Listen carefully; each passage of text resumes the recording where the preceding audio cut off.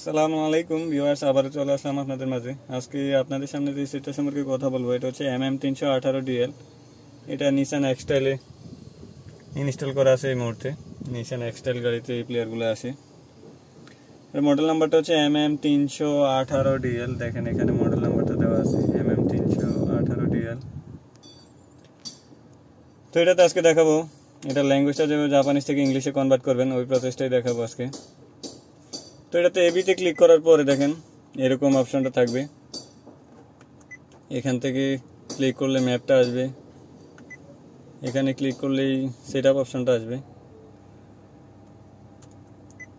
আপনি এখান থেকে এবিতে ক্লিক করবেন। এবিতে ক্লিক করার পরে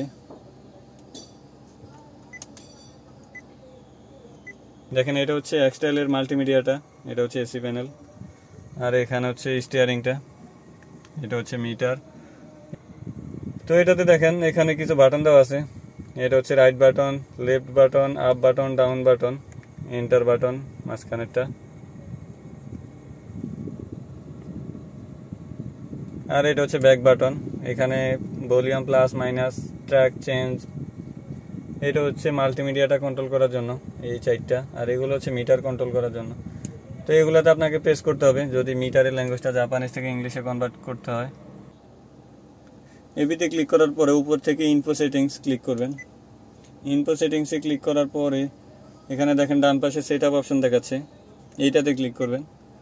এইটাতে ক্লিক করার পরে দেখেন প্রথমে ব্লুটুথ দেখাচ্ছে, একেবারে শেষের দিকে দেখেন ল্যাঙ্গুয়েজ আছে।